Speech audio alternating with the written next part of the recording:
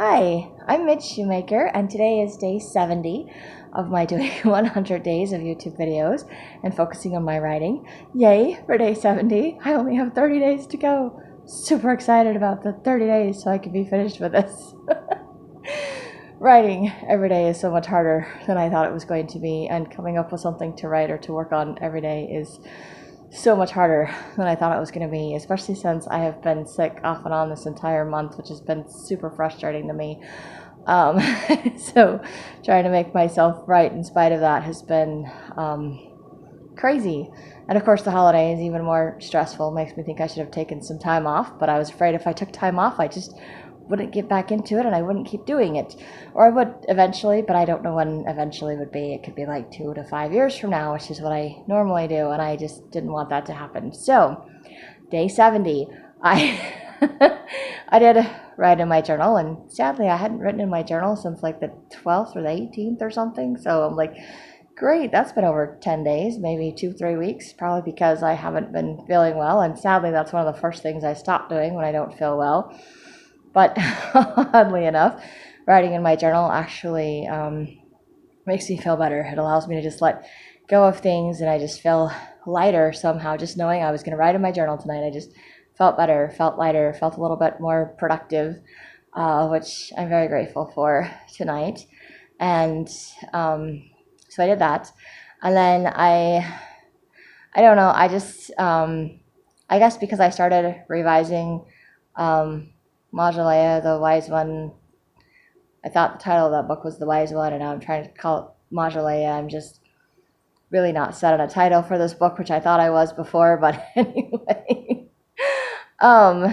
Nonetheless, I decided to just, I guess, continue to revise it as far as my writing goes for tonight, because it's late and because there was nothing else popping into my head that said, oh, I need to work on this. So I started with chapters 6 and 7. I got through chapter 6 and 7. So I did make some more minor changes. I realized, frustrated with myself a little bit, but not entirely frustrated with myself. I just have to think outside of the box, because I kind of wanted to change, or I am changing the terminology, or the words that they use for like the passage of time and things like that. So there are certain words that I can't or don't want to use. So like time is not really a word that they would use in my book, in my made up world. So I realized that I put time in there a few times, so I had to take it out and figure out some other way to put it, some other way to phrase it. And I have other words to use in place of that. I haven't really got one for time, but I've got one for like year and month and moment and all of those things. So it's just kind of figuring that out. And of course, I do have a page that's kind of like passage of time, or maybe I'll change it from passage of time to terminology.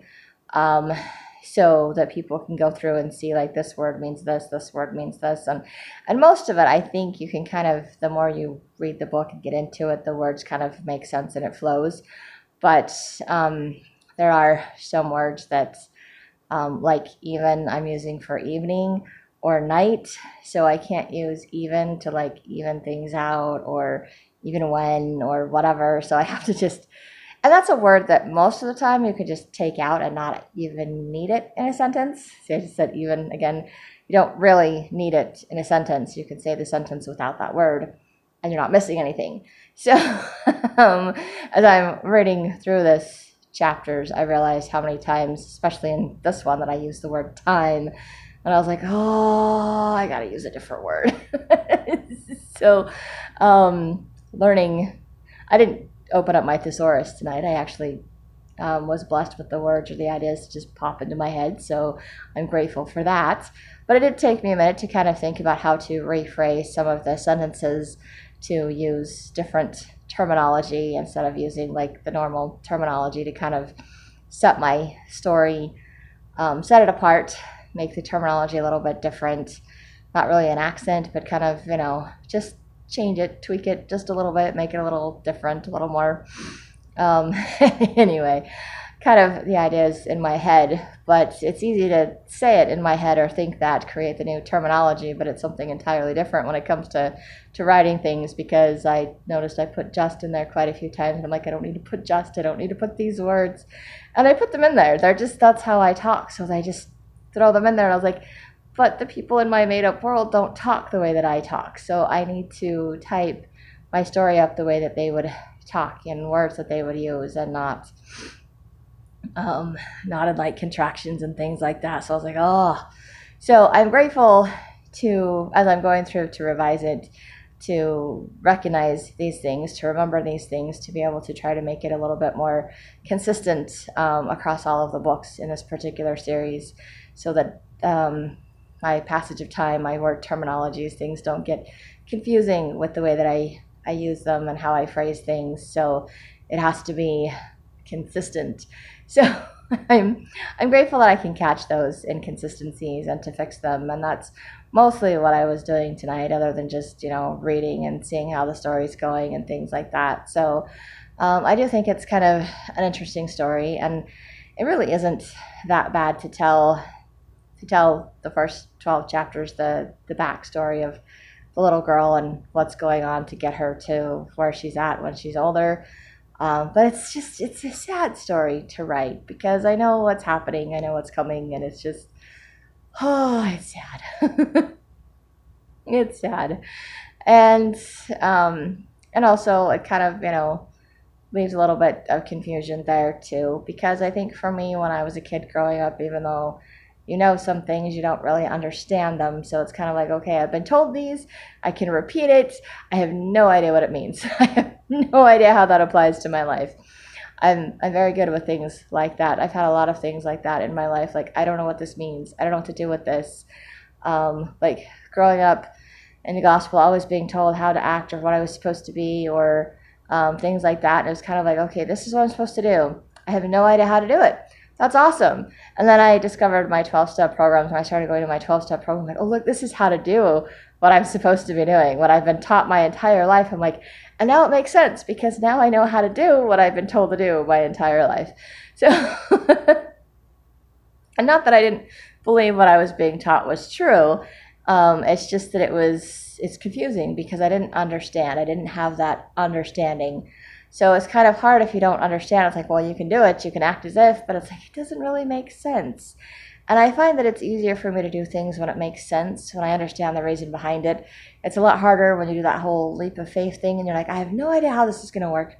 I have no idea what's going to happen, but I'm doing it anyway, just like these YouTube videos that I'm doing it anyway. And I'm typing up my books and trying to figure out how to get them finished, how to get them polished, so that when people read them, they understand what I'm writing, so they make sense, so that they're consistent throughout the book, and so they make sense, and edited and all of that fun, fabulous stuff, so that then I can figure out how to publish them, which I have a vague idea as to how to do all of that. I mean, I know there's programs online that you could just go into and upload your documents, but it also means you have to do the formatting and all of that stuff first, so it all shows up correctly the way that it's supposed to when it gets uploaded, which I don't really know how to do that part of it.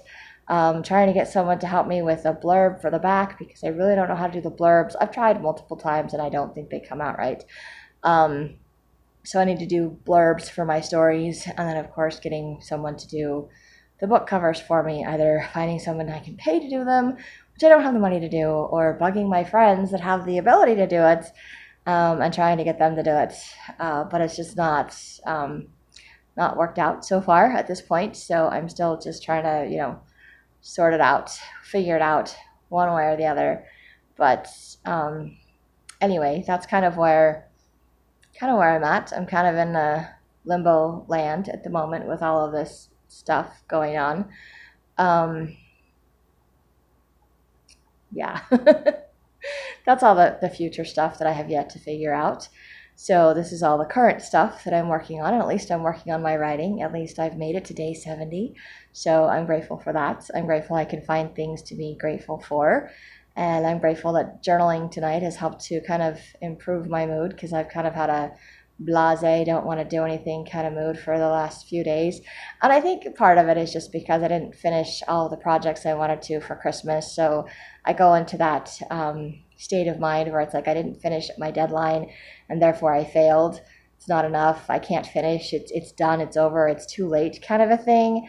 And I forget that it's not too late, that I can keep doing it and that people are still expecting me to finish the projects because I told them I would. So I need to actually follow through and finish regardless of how long it takes me to do it.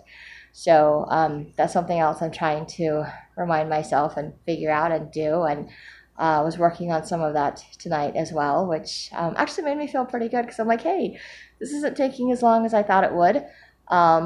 Although the one thing that I was making for my nephew, I thought I was doing way better on and was not. Ended up taking it all apart and starting over, which is frustrating in and of itself. And then I measured it before I did this, and it's still not the right length that it's supposed to be. And I don't care because I don't want to take it out and start all over. Well, honestly, there is that part of me, that perfectionist part of me that really wants to take it out and start over. And then there's that other part of me that's like, okay, that would just be insanely ridiculous to take that apart and start over. So I might do something insane while I'm thinking of that anyway, but I don't want to take it all apart tonight. I will debate on whether or not I'm going to do that tomorrow. We'll see what happens. I think it's okay, the length that it is. It's fine. It's just, it's not the same as the other, but the other two aren't the same length either, so I guess it doesn't really matter. It's just the perfectionism in me, which is another thing that sometimes I end up undoing, redoing, and not feeling like stuff is good enough, and so then I never want to share it or put it out there because it's not good enough. But I think I'm learning to let go of a lot of that, especially when I do these videos, because I know they're not perfect. I know I do say and a whole bunch of things a lot. I know I don't go through and edit any of these videos, so it's just kind of whatever random crazy things pop out of my mouth. So obviously my books will be more polished before they actually get published, but it's still, the writing process is kind of a lot like my videos, I think, where start out where you just blurb everything down, write it all down, all the ideas, the whole story, the plot, whatever order it needs to go in, with all the ums and the just and the ly words and all of the, some things that end up out of order. And then you go back through and you're like, okay, I need to go back through and fine tune this, which would be like, editing. Well, it's more like fine tuning, but as far as the video goes, would be like my editing before I would actually publish it. And then, of course, if I ever do figure out how to do thumbnails for this, that would be kind of like, and then you send it out to people and they watch the video and comment, send the book out to people and they read them and comment. It's much more longer process, I think, to write a book than it is to do a video.